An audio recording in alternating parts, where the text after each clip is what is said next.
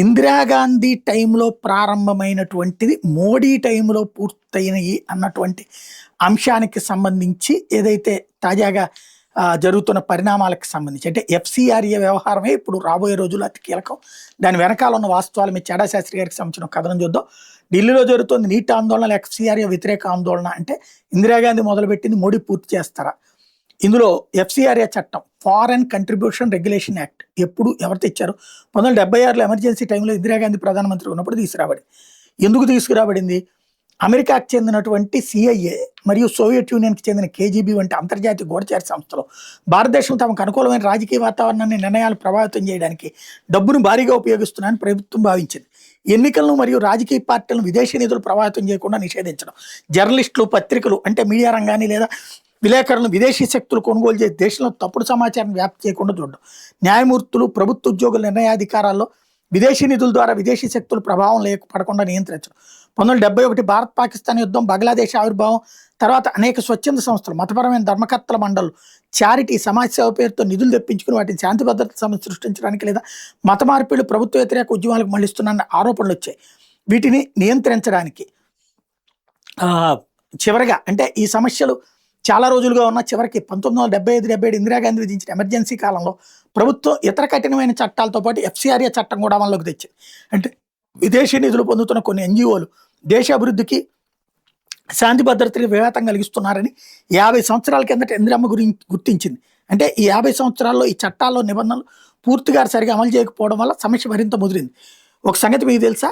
ఈ దేశంలో దాదాపు ప్రతి 500 మంది జనాభాకి సరాసరి ఒక ఎన్జిఓ ఉంది. యూపీఏ 2 మన్మోహన్ సింగ్ ప్రభుత్వ కాలంలో 2010 సంవత్సరంలో ఈ 1976 చట్టాన్ని రద్దు చేసి కొత్త ఎఫ్సిఆర్ఏ 2010 చట్టాన్ని తీసుకొచ్చారు. ఇందులో రిజిస్ట్రేషన్ 5 సంవత్సరాలు పరిమితి చేయడం, ముందస్తు అనుమతి వ్యవస్థ, మరింత పారదర్శకతలో మరిన్ని కఠినమైన నిబంధనలు వచ్చినాయి. మన్మోహన్ కొత్త బిల్లు ఎందుకు తెచ్చారు? తమిళనాడు కుడంకుళం అణు విద్యుత్ కర్మాగారానికి వ్యతిరేకంగా ఆందోళన జరిగినప్పుడు విదేశీ శక్తులు తమ నిధులను దేశీయ ఎన్జిఓల ద్వారా ఈ తరహా ఆందోళన రెచ్చగొడుతూ భారతదేశ అభివృద్ధి కార్యక్రమాలను అడ్డుకుంటున్నారని మన్మోహన్ ప్రభుత్వం భావించి ఈ కొత్త కఠిన చట్టం తెచ్చి కొన్ని ఎన్జిఓల లైసెన్సులు రద్దు చేసి 2020లో ఎన్డీఏ నరేంద్ర మోడీ ప్రభుత్వ కాలంలో సెప్టెంబర్ 2020లో ముఖ్య సవరణలు చేస్తూ అడ్మినిస్ట్రేటివ్ ఖర్చులు 50% నుంచి 20% తగ్గించారు. ఎఫ్సిఆర్ఏ రిజిస్టర్డ్ సంస్థలు ఇతర సంస్థలకు విదేశీ నిధులు బదిలీ చేయడం నిషేధం, ఆధార్ లింక్ వివరాలు తప్పనిసరి, నిధుల వినియోగం మీద కూడా మరింత పర్యవేక్షణ పెంచారు.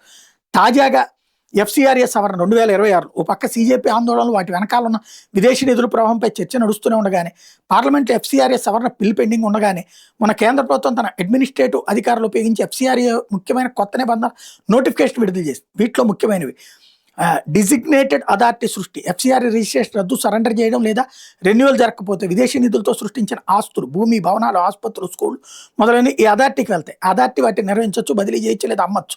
విదేశీ నిధులతో ధార్మిక కార్యకలాపాల్లో పనుల మీద నిషేధం, మత మార్పిళ్ల మీద అంటే సంస్థ ముఖ్య నిర్వాహకుల మీద వ్యక్తిగత బాధ్యతలు, మరిన్ని కంప్లైన్స్ నిబంధనలు, జరిమానాలు తగ్గించడం, 5 సంవత్సరాల నుంచి 1 సంవత్సరం జైలు. అలాగే విదేశీ నిధులు దుర్వినియోగం, మత మార్పిళ్లు జాతీయ భద్రతకు ముప్పని ప్రభుత్వం చెబుతోంది. మరింత పారదర్శకత, జవాబుదారీతనం ఈ కొత్త నిబంధనల ఉద్దేశమని ప్రభుత్వం చెప్పింది. ఈ చట్ట సవరణలు తెస్తున్నారనే సమాచారం అంతర్జాతీయ స్థాయిలో ప్రకంపనలు సృష్టించింది. ఎంతలాగా అంటే అమెరికాలో రిపబ్లిక్, డెమోక్రాట్ 2 పార్టీల లామేకర్లు బలంగా విమర్శించారు. క్రిస్టియన్ చర్చెస్, చారిటీలు, హాస్పిటళ్ళు, స్కూళ్ళ మీద ప్రభావం పడుతుంది, రిలీజియస్ ఫ్రీడమ్ హాని కలుగుతుందని, బయలాటరల్ సంబంధాలకు ఇబ్బంది అని అన్నారు. క్రిస్టియన్ గ్రూపులు బిల్లును ఉపసంహరించాలని డిమాండ్ చేస్తున్నాయి. ఇండియాలోనూ అపోజిషన్, కాంగ్రెస్, సిపిఎం మొదలైన ప్రభుత్వ మైనార్టీలను టార్గెట్ చేస్తామని విమర్శిస్తోంది. అంటే బొద్దింకల నీటి ఆందోళన స్థలమైన జంతర్ మంతర్ దగ్గర విద్యార్థులకు మద్దతుగా అధికారిక మత వస్త్రధారణ ధరించిన క్రిస్టియన్ మత పెద్దలు నిన్న ర్యాలీ కూడా నిర్వహించారు. క్రిస్టియన్ చర్చెస్, చార్టీలు, హాస్పిటల్, స్కూళ్ళ మీద ప్రభావం పడుతుందని, రిలీజియస్ ఫ్రీడమ్కి హాని కలుగుతుందని, బయలాటరల్ సంబంధాలకు ఇబ్బంది అని క్రిస్టియన్ గ్రూపులు బిల్లును ఉపసంహరించాలని డిమాండ్ చేస్తున్నటువంటి పరిస్థితి. స్వాతి కిరణం సినిమాలో పిల్లాడి గంగాధరం తన గురువు ముమ్మట్టి అసూయి చూసి తట్టుకోలేక చనిపోతే రాధిక ప్రశ్నిస్తుంది, గంగాధరాన్ని ఎవరు చంపారు? ఆ దేవుడా, ఈ దేవుడా అని. అలాగే ఢిల్లీ విధ్వంసం వెనుకున్నది ఆ నీటి సమస్య, ఈ ఎఫ్సిఆర్ఏ సమస్య అన్నది చూసుకోవాలి.